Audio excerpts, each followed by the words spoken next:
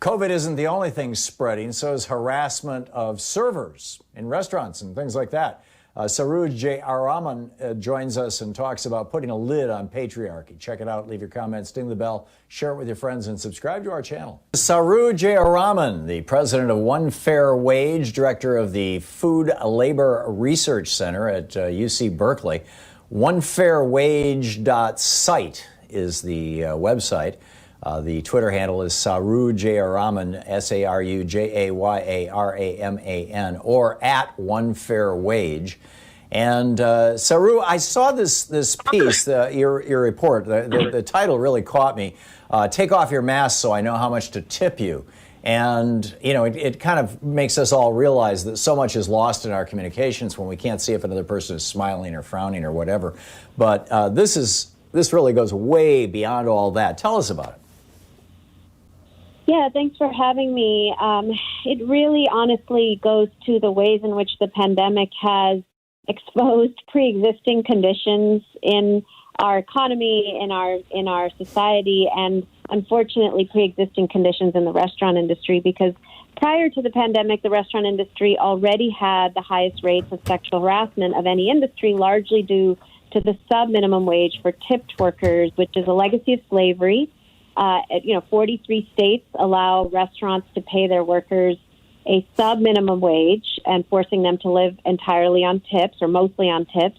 That's a direct legacy of slavery. It's also been a source of sexual harassment for a mostly female industry because it forces women servers to put up with whatever a customer might do to them, however they touch them or treat them or talk to them, because the customer's always right and pays their bills, not their employer. 7 states have done it differently, including California and Oregon and Washington and many other states.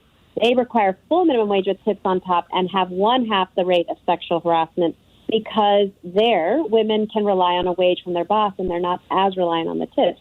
Well, all of that became much worse during the pandemic. And what the report shows, unfortunately, based on 2,000 surveys of workers who've been gone back to work during the pandemic, is that not only have health risks really just become horrific. You know, most of the workers report that they cannot enforce social distancing and mask rules on the very same customers from whom they have to get tips because tips are way down. They report tips are down 50 to 75%.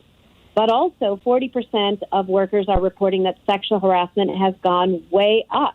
And hundreds of women submitted comments from male customers saying along the lines of, take off your mask so I can judge how cute you are and therefore determine your tips, which means that the issue of the sub-minimum wage has gone from an issue of race and gender and economic injustice to become literally a matter of life and death, because if these women are being asked to remove their protective gear for the chance to get a tip so that a male customer can judge their looks and therefore their tip on that basis, it's truly life-threatening.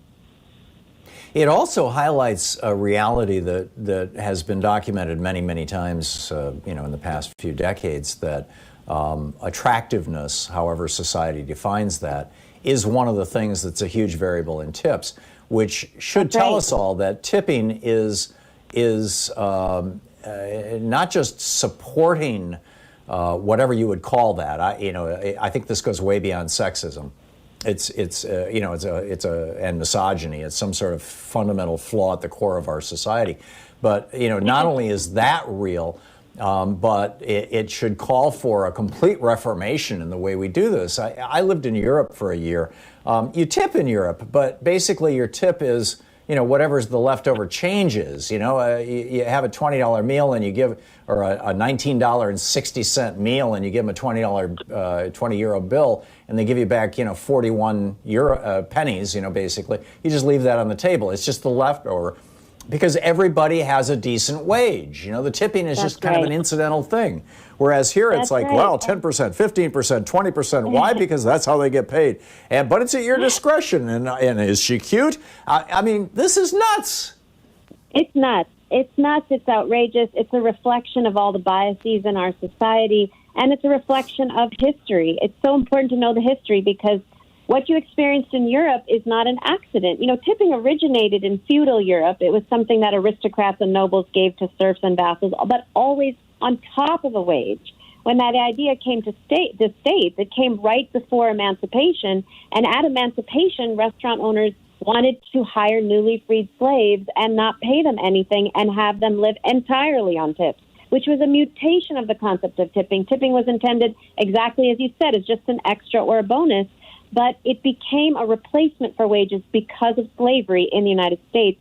And that became law in 1938 as part of the New Deal when everybody got the right to the minimum wage. But tipped workers who were mostly black were left out and told you get a $0 wage as long as tips bring you to the full minimum wage.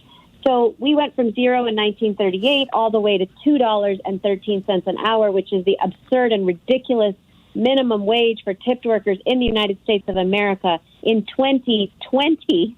And today you've got it's the nation's second largest workforce. This is not a tiny workforce of people living on this sub-minimum wage. This is almost 14 million workers.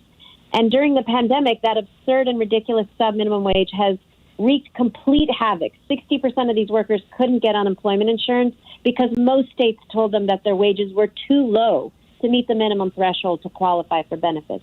And after months of not getting benefits, they go back to work, and they're going back to work for a sub-minimum wage, and tips are way down. And so they're being asked to do a lot more for way less. Less tips, more responsibility, more harassment, more hostility. And you're right. This report, this research obliterates the idea that tipping was ever correlated with the quality of the service. So you're right. There's years of data, reams of data that show that, in fact, tipping is directly correlated with all American biases: the race of the server, the gender of the server, whether she'll touch you or not, or allow herself to be touched. We already knew these things, but this data proves. I mean, if it were truly based on the quality of her service, why would you need her to pull down her mask and therefore expose herself to the virus and see her face in order to tip her? It really is a system, as you said, that needs to go. And instead, we need to pay these workers a full minimum wage and let tips be on top as an extra, as they were always intended to be. Yeah, this also highlights another absurdity and structural inequity in our whole tipping system in the United States. I had dinner with the prince of a small country in Europe in a really fancy restaurant in Holland, in Amsterdam a few years back, and when he paid for dinner, he left it was like a $400 dinner. He left a tip of about $2, and which was not unusual, right? I mean, it was just kind of in that context. Here in the United States, if you're lucky enough to get a job in a restaurant where your average check is $100 or $200, and there are such restaurants in every town, and you're paid 10% or 20% of the tip, you make a lot of money. On the other hand, if you're working at a restaurant that serves average working class people, where the check might be $12 or $16, you're making squat.